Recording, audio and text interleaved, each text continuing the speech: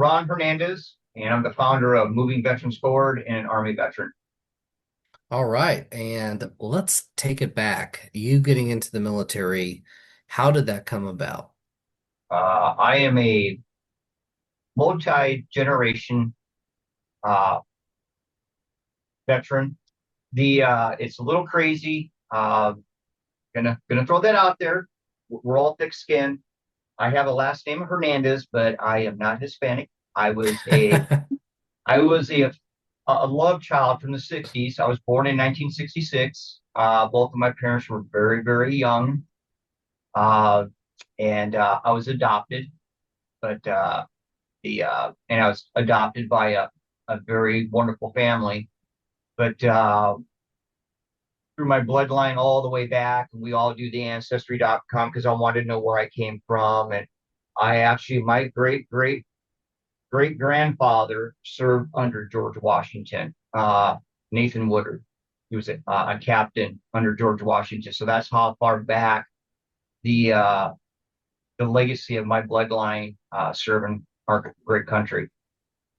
And I graduated high school. That's I awesome. had, yep, I had that hunger to serve and went into the United States Army.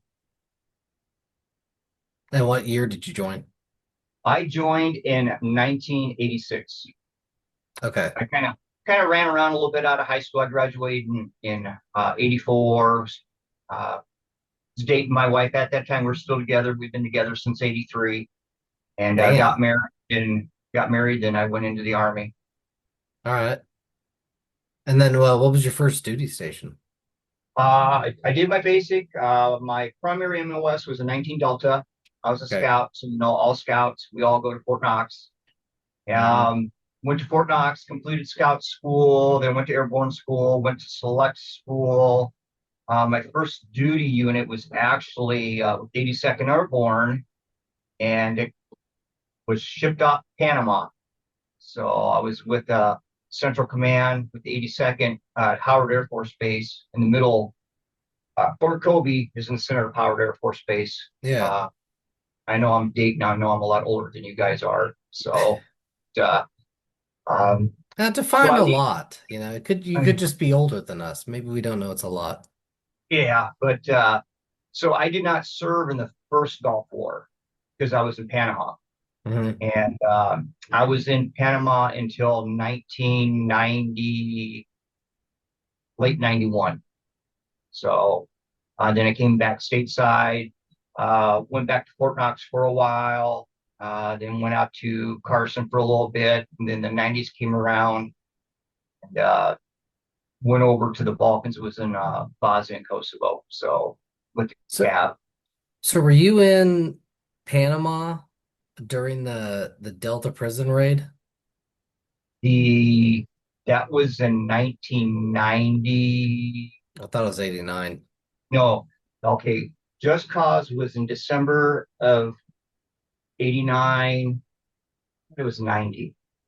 Now you're going to catch me. I have a brain fog.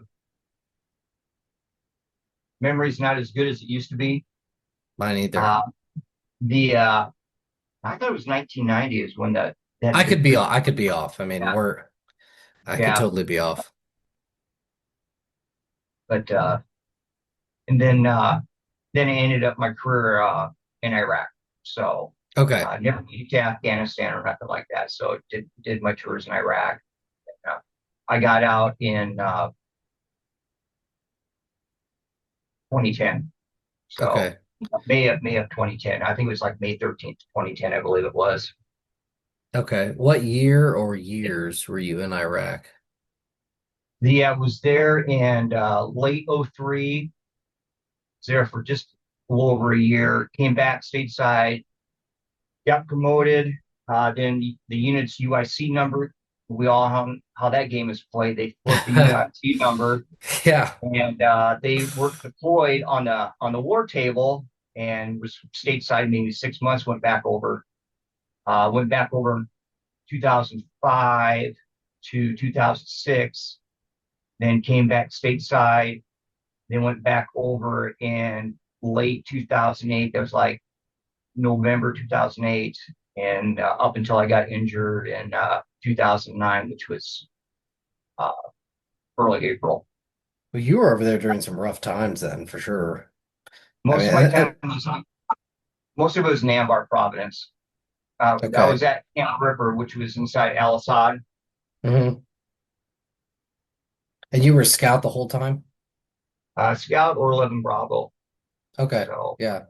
Yeah, and I just like asking these questions because myself, and I'm sure many others are like this, like it's recent history. So as I kind of piece together what the climate was like in Iraq or Panama or Afghanistan, depending on who I'm talking to, or wherever things are, what the climate of the military was like itself. It's just interesting to me to kind of see kind of the outside story to people's experiences. Are you willing to talk on your injury and how you sustained it at all? the yeah, it was just we had a mission and just it was a bad night.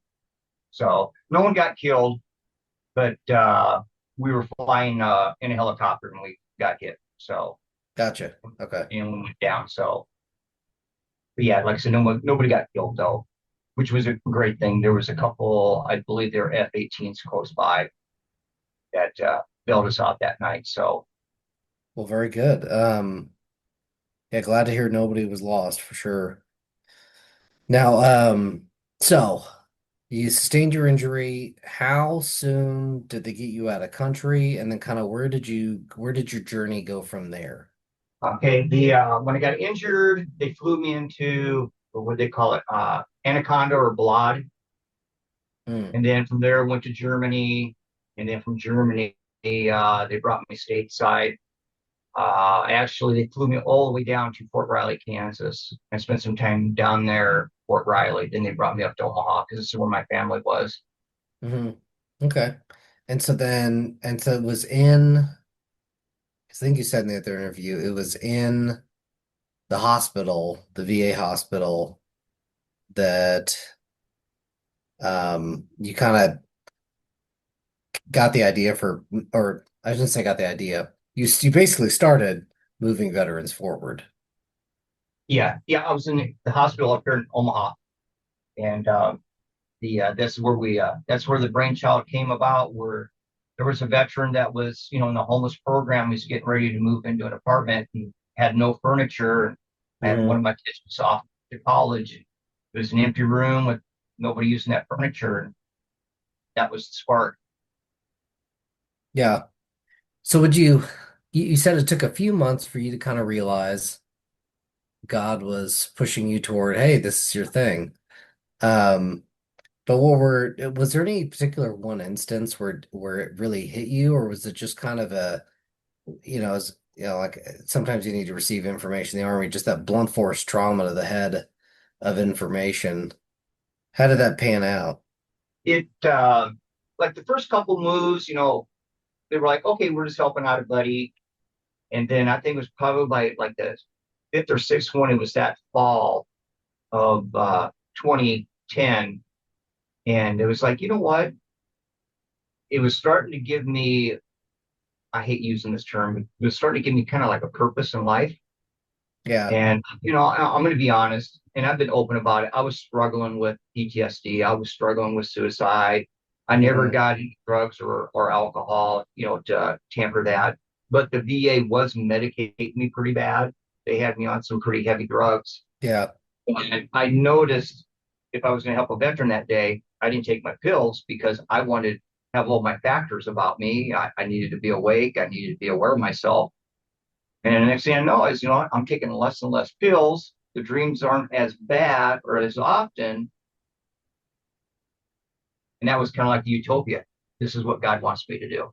Yeah, And today I'm on no medication at all that's today. fascinating to me because so in doing this podcast for so many years, and it comes up every once in a while, um, but I've kind of been doing my own research based on talking to people regarding PTSD, and I think two big factors play a role. One is doing a better job preparing people to be mentally resilient. But obviously, no matter how well you do that, there could always be things that can bring a person down. We're human. We all have those vulnerabilities depending on what they are. So the other thing I've noticed is either making sure someone feels validated in actions that would otherwise cause PTSD, or someone finding a purpose is seems to go really far for helping people out of PTSD issues, whether it's completely out or just very softening it. But it's interesting to hear another case where kind of the medicine was helping others, which is really what you think about what we're all prone to do. Mhm. Uh, Yeah, it's just to me, it's I still get up at 5:30 in the morning, like I was on active duty. You know, I don't wear the uniform no more. My uniform is blue jeans and a t-shirt, but that's my uniform. Come in. Uh, we have a mission every day, and and when I look at these veterans, I have nothing to complain about. I have a nice home. I have a nice car. I have a woman that's been beside me since '83. And these guys are struggling just to survive sometimes from moment to moment. I have nothing to feel sorry about. And that's what yeah, keeps me pushing because I want these guys to have what I have. yeah, yeah. It's interesting when I mean I'm sure the perspective comes to different people different ways, but I remember when I was young, I was thinking about all the things I didn't have, and now I'm just so thankful for the things I have. And I want to help other people. I don't live in an extravagant house or anything like that, and the list goes on. But definitely thankful for family and a very livable house, and I hope that other people can get there too. Whether it's other veterans listening to this podcast, being able to help themselves or get help. And so it's an interesting perspective, and I'm glad I have it now because the old perspective Yeah. is not good. Yeah. Well, I'll share a little story with you. I have, the reason I say my memory's bad, I have fought two different types of cancers. Both are related to deployments. The first one was multiple myeloma, bone marrow cancer. I whipped that, I beat it. And you're looking at a guy that's now, what, 6 months, Joe? Yeah, Joe's over there shaking his head. The 6 months, cancer free, port's been removed, stage 4 pancreatic cancer. They gave me 4 to 6 months to live 2 years ago. Damn. Blow that way. Congratulations. Yeah. So you know what? God's got a purpose for me. I mean, the doctors are like, this doesn't happen. I mean, there is not any cancer proteins in my body. No one has an answer for it. So every day I wake up, Congratulations. yeah, every day I wake up, first I say, thank you, Jesus, for letting me wake up today. What do you want me to do? What needs to be done? Yeah. That's how I'm gonna live my life. Because one day the cancer is gonna come back. And I gotta be honest, I've lost a lot of my memory between all the chemo and the treatments, but maybe that's a good thing because I don't remember crap anymore. So, and then it's That also, is yeah, so that's kind of a blessing. But then again, if I do remember it, I can just say, I don't remember, then I don't have to deal with it. I mean, there's something to be said for plausible deniability. Yeah. So, but Um, well, that's gonna have to be an outlier in my little faux thesis I'm doing on PTSD and memory and treatment and gratitude and all that, but that's fascinating. So what soft skills would you say you got for the military and that you've been able to use since then? Obviously running a business, yeah. there's going to be time management would probably be a good one. Yeah, time management. Also, the Joe can tell you I can pinch a penny. I can cut a penny 4 different ways to get the mission That's done. good. Yeah, but I would say the biggest thing is leadership and loyalty. Yeah. The All my guys down here, even when I was in the military, I was not one of those NCOs. Once I got the stripes, I was not brought up. I had some really good NCOs coming up through the ranks. They were very old school. They were the Vietnam era guys. You know, uh, I led from the front. If I asked my guys to go out dig holes, I was out there digging holes with them. I might be not out there all day, but I was there. Yeah. Uh, sometimes if somebody had something to do, I would just show up in the middle of the night. You know what? Go home. I'll work a shift. The it was just that respect. Yeah. And then you always train up. You know, two below know ranks below know how to do my job. Yeah. In case I can't be there or somebody else can't be. That's just the way I lead, and that's how I lead down here. Everybody's empowered. They all knew their job. I am not a micromanager. You know your Yeah. job. You know your job. Do it. Just call me if there's a problem. Yeah. Absolutely. Um, yeah, I'm notorious for not micromanaging. And then when someone asks me too many questions, sometimes I'll say, hey, I might be a lot of things, but I'm not a micromanager. So Yeah, go ahead and make your call. Yeah, there's definitely a lot to be said for leading from the front. Um, yeah.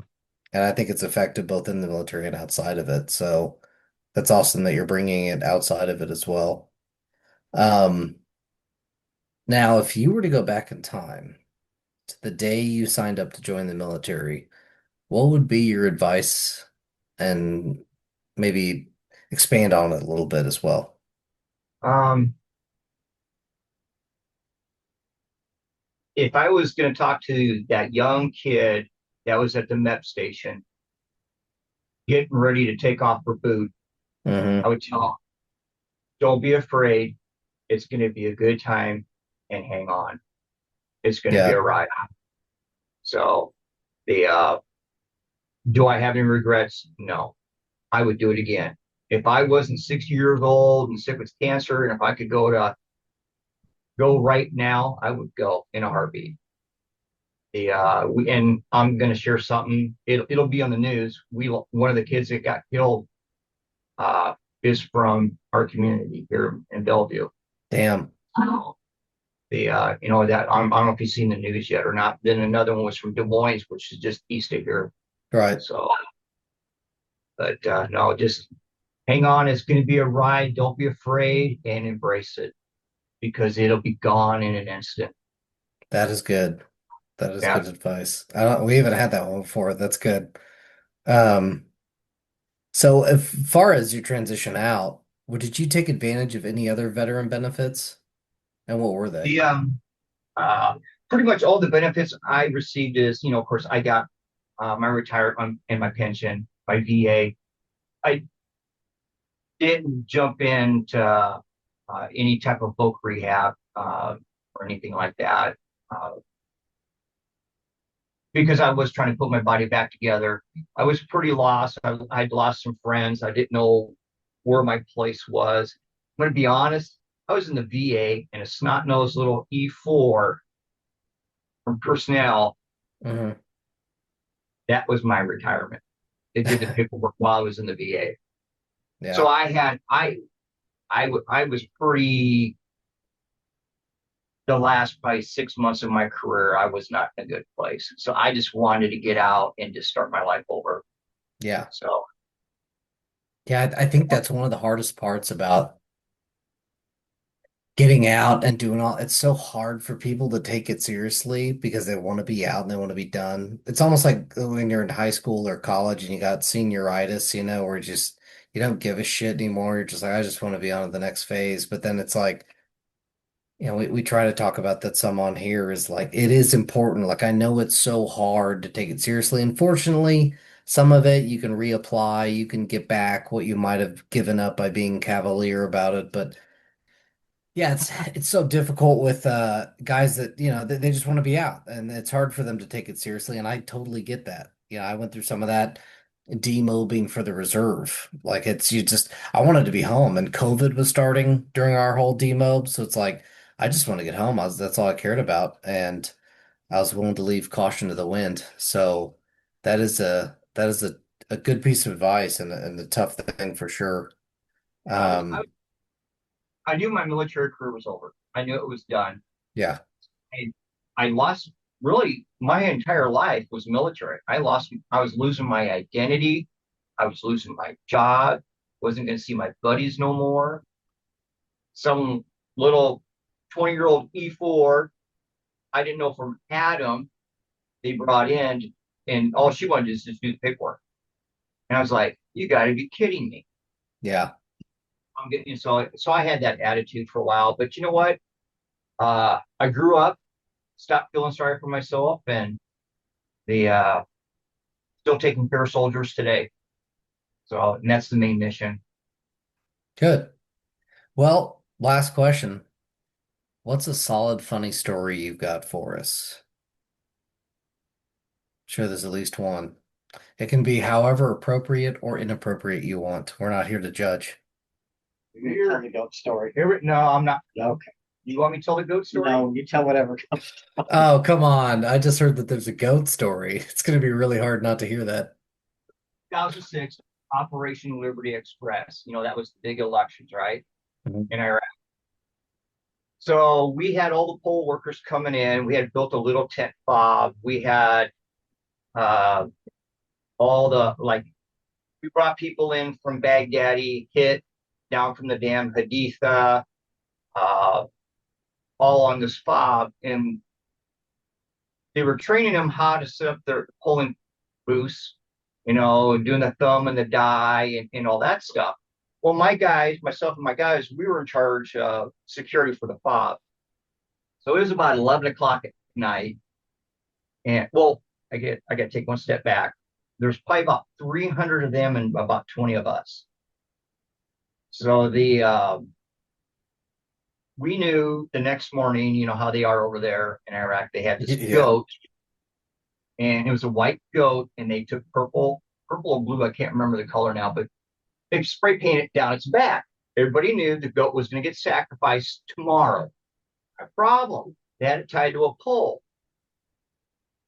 One of my E4s, you got to love the E4 mafia. He comes running up to the top, screaming in a panic, and he's like, "They're trying to get it on with the goat." I go, "What do you mean?" Of course, I'm not going to use the language he was using, but they're trying to get with the goat. And I go, "What do you mean?" So I go walking down there with him, and there was three of them in a handicap porta john. One was in the porta john, had it by the horns, and the two were pushing the goat, and they were going to have sex with the goat in the porta john. I am not lying. I got the pictures and the videos to prove it. So I had to put a three-man team, security team on the goat all night because they were trying to get the goat all night. Guess who had to write an after actions report and give it to the old man? I would have had so much fun writing that report. Oh, I wrote it, and I wrote it good. He looked at me. He says, "This did not happen," and ripped it in front of me because he didn't want to push it up. Right. I had to justify why I had to put a three-man security team on a porta john That's for about hilarious. 17 hours. Oh yeah, that's the goat story. So yeah, Well, I had a that's commander uh years ago, and he used to say, and he would say stuff like this, like to get a rise out of you, right? He wasn't serious, obviously, but he would be like, he'd talk about micromanagement. He'd go, "Look, I don't care how you do it, but I need that goat fucked. yep, I don't care how you do it. It's just got to be done." So that you do whatever, and like later he'd be like, "Is it?" And you're like, "Yes, sir. It's taken care of." Whatever it was, but wow. Well, this has been awesome. Uh, Ron, thank you so much for your time and for both interviews and of course Joe as well for the other interview. But it's always insightful talking to any veteran about their experience. And so I'm glad that you're another in a growing list of people that can all give information that people could learn from, especially other veterans. So thank you so much for your time and uh We'll have your information on the website for people to go your way, especially regarding moving veterans forward. So unless you have anything else, I'm good. We're good. Yeah, we appreciate you guys Yeah. taking the time for us and to hear our story and where we're at and where we're going. Yeah, and if you're ever up this way, close by, don't be afraid to reach out to us. We can meet you somewhere. So I'm not afraid to drive too far. Oh, I was So, already thinking that. Once in a blue moon for work, I end up in that area. We have, for a little bit at my job, I went up there occasionally to help try to sell stuff.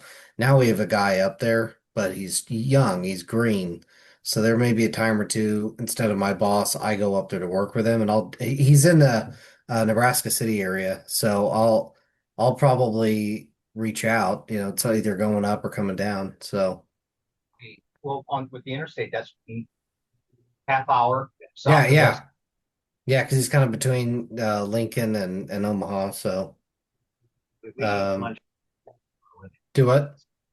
we eat lunch professionally for a living these days between all the meetings we have. So Oh yeah, you got to. food and Well, good deal, guys. Thank you so much again, and we'll talk to you later.